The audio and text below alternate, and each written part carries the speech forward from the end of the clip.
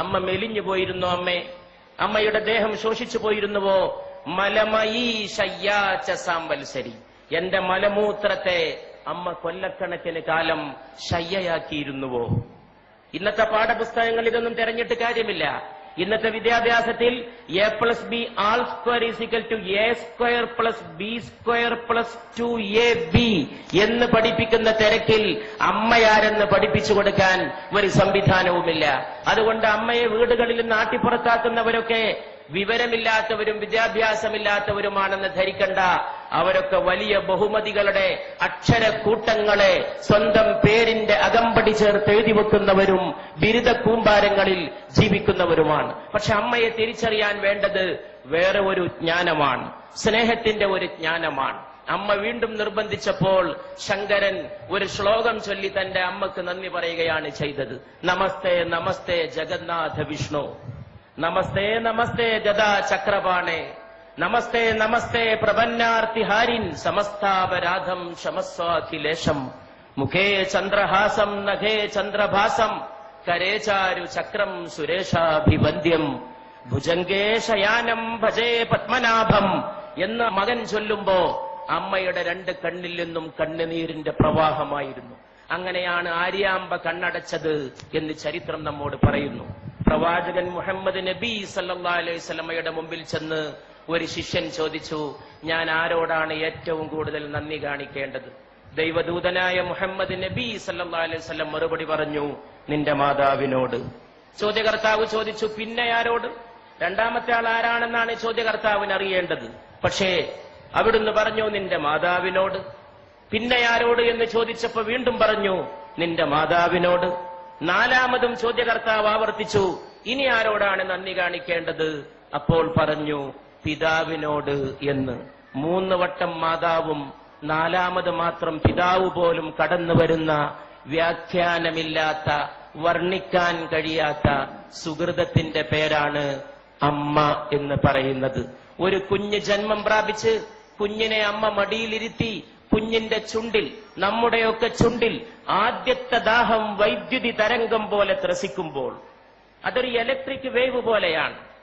ആദ്യത്തെ ദാഹം, ആ ആദ്യത്തെ ദാഹം വൈദ്യുതി തരംഗം പോലെ നമ്മുടെ ചുണ്ടിൽ ത്രസിക്കുമ്പോൾ മാതാവ് തന്റെ നെഞ്ചത്തെ അമൃത കുംഭങ്ങളോട് തന്റെ മോനെ ചേർത്ത് പിടിക്കുന്നു. ചുണ്ടിന്റെ വൈദ്യുതിയുടെ ആദ്യദാഹം ത്രസിക്കുന്ന ആവേശത്തോടെ മാതാവിന്റെ ശരീരത്തോട് ചേരുമ്പോൾ അമ്മയുടെ ശരീരത്തിന്റെ ഓരോ സിരകളും ചേർന്ന് പാടുന്ന ഒരു സംഘഗാനമുണ്ട്. നീ അമ്മയാണ്, നീ അമ്മയാണ്, നീ അമ്മയാണ്. ഞാൻ വിശ്വസിക്കുന്നു ഈ ലോകത്തെ ഏറ്റവും വലിയ കലാമുഹൂർത്തം ആ സന്ദർഭമാണ്. The best artistic moment of human life, മാനവ ജീവിതത്തിന്റെ ഏറ്റവും ഉത്കൃഷ്ടമായ കലാമുഹൂർത്തം. അത് അമ്മയ്ക്ക് മാത്രം വശമുള്ളതാണ്. അതാർക്കും അവതരിപ്പിക്കാൻ കഴിയില്ല.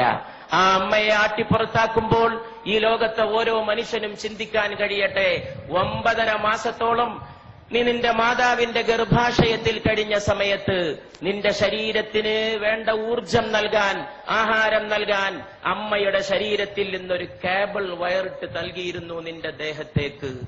ആ കേബിൾ വയറിലൂടെ നിനക്ക് ആഹാരം നൽകിയിരുന്നു, അന്നം നൽകിയിരുന്നു. അതിലൂടെയാണ് നീ ശ്വസിച്ചത്, അതിലൂടെയാണ് നീ പോഷകാംശം സ്വീകരിച്ചത്.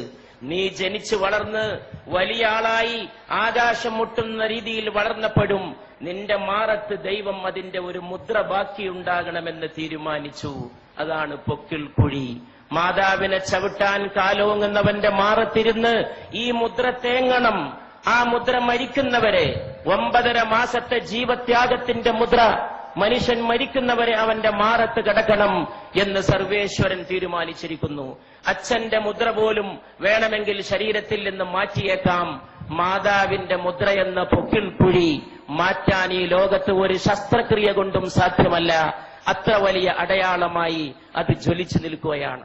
ഈ നാട്ടിക കടപ്പുറത്ത് തടിച്ചുകൂടിയ സഹോദരങ്ങൾക്ക് മുമ്പിൽ എന്റെ വാക്കുകൾ അവസാനിപ്പിക്കുമ്പോൾ എനിക്കൊന്നേ പറയാനുള്ളൂ.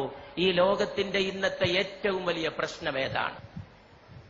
ഒരുപാട് പ്രോജ്വലമായ കലാമുഹൂർത്തങ്ങൾ നമ്മുടെ നാടിന് സമർപ്പിച്ച് ഈ നാടിന്റെ കലാഹൃദയത്തെ ത്രസിപ്പിച്ച മോഹൻലാലിന്റെ സാന്നിധ്യത്തിൽ, സത്യൻ അന്തിക്കാടിനെ പോലെ ഒരു നിമിഷത്തെ സ്നേഹത്തെ ഒരു യുഗത്തേക്ക് പ്രസരിപ്പിച്ച ഒരു തൂലികാകാരന്റെ സാന്നിധ്യത്തിൽ, കേരളത്തിന്റെ ഗ്രാമങ്ങളിൽ മുഴുക്കെ മുഴങ്ങിയ കൈതപ്രത്തിന്റെ സ്നേഹഗാനത്തിന്റെ സാന്നിധ്യത്തിൽ, ഒരുപാട് കുടിലുകളിൽ കഞ്ഞിയില്ലാത്തവന് കഞ്ഞി എത്തിച്ചു കൊടുത്ത് ഒരുപാട് മലയാളികൾക്ക് തൊഴിൽ നൽകിയ, സ്നേഹത്തിന്റെ പുതിയ വ്യാഖ്യാനം തീർത്ത യൂസഫ് അലി സാഹിബിന്റെ സാന്നിധ്യത്തിൽ, ഇവിടെ ഈ മഹാസ്നേഹ സമ്മേളനം സംഘടിപ്പിച്ച, അതിനുവേണ്ടി ത്യാഗം ചെയ്ത എന്റെ പ്രിയ സ്നേഹിതൻ, സ്നേഹത്തിന്റെ പ്രതാപം പോലെ ജ്വലിക്കുന്ന പ്രതാപന്റെ, അദ്ദേഹത്തിന്റെ സുഹൃത്ത് റഷീദിന്റെ, അവരുടെയൊക്കെ സഹപ്രവർത്തകരുടെ സാന്നിധ്യത്തിൽ ഞാൻ ചോദിക്കുന്നു. ഇവിടെ ചോദിക്കേണ്ട ചോദ്യം അതാണെന്ന് വിശ്വസിക്കുകയും അതിന് ഉത്തരം നൽകാൻ ശ്രമിക്കുകയും ചെയ്തുകൊണ്ട് ഞാൻ എന്റെ വാക്കുകൾ അവസാനിപ്പിക്കുകയാണ്. ഏതാണ് ഈ ലോകത്തിന്റെ ഏറ്റവും വലിയ പ്രശ്നം? അത് ദാരിദ്ര്യമല്ല. ഇഷ്ടം പോലെ പട്ടിണി ഇന്നും ലോകത്തുണ്ട്. എന്റെ അടുത്തൊരു ചെറുപ്പക്കാരൻ വന്നിരുന്നു, ഒട്ടകത്തിന്റെ മലദ്വാരത്തിലേക്ക് വായ ചേർത്ത് നിൽക്കുന്ന ഒരു സുഡാനീസ് ബാലന്റെ ചിത്രവുമായിട്ട്. ഒട്ടകം വിസർജിക്കുന്നതിന് വേണ്ടി ആ വിസർജ്യം ആഹരിക്കാൻ കാത്തു നിൽക്കുകയാണ്. ദാരിദ്ര്യത്തിന്റെ പരമകാഷ്ഠ, ഒട്ടകത്തിന്റെ മലദ്വാരത്തോട് വായ ചേർത്ത് വെച്ച് നിൽക്കുന്ന സുഡാനിലെ ബാലൻ. എന്നിട്ടും ഞാൻ പറയുന്നു, ദാരിദ്ര്യമല്ല ഈ ലോകത്തിന്റെ പ്രശ്നം.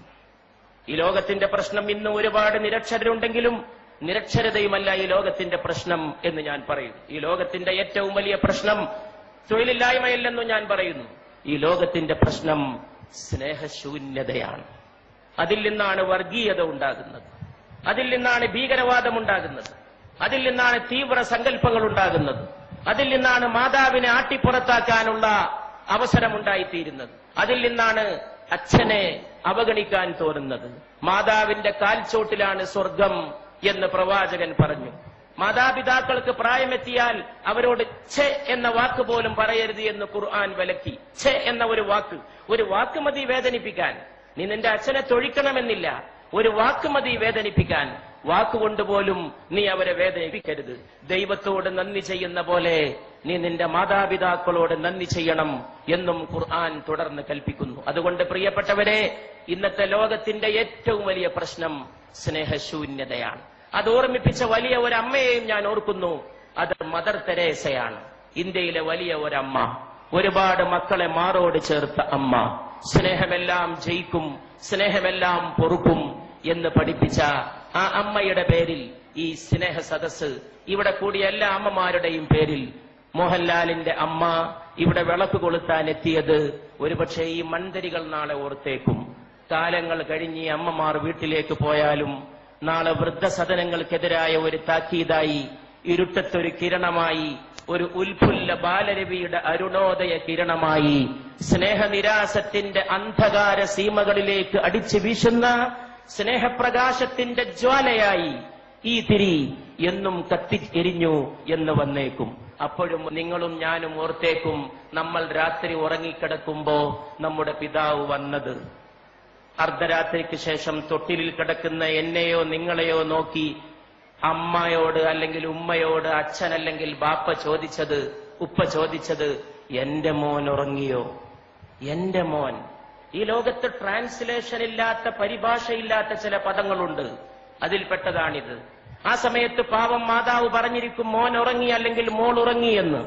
അപ്പൊ ഈ പിതാവ് തൊട്ടിലിൽ നിന്ന് കുഞ്ഞിനെ, നിങ്ങളെ എന്നെ വാരിയെടുത്തത്, മൂക്കോട് ചേർത്ത് ഉമ്മ വെച്ചത്, കവിളത്തും നെറ്റിയിലും ശിരസിലുമല്ല, നമ്മുടെ കുഞ്ഞിക്കാലുകൾ മൂക്കോട് ചേർത്ത് വെച്ച് ആ പാവപ്പെട്ട മനുഷ്യൻ വിതുമ്പിയത്.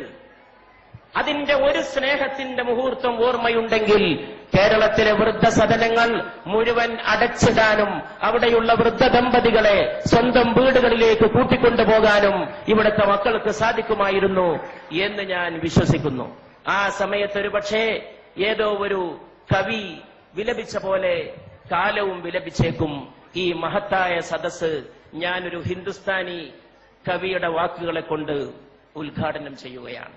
ഘർ ലോട്ട് കെ റോയേംഗെ മാം ബാപ്പ് അക്കേലെ മേ, ഘർ ലോട്ട് കെ റോയേംഗെ മാം ബാപ്പ് അക്കേലെ മേ.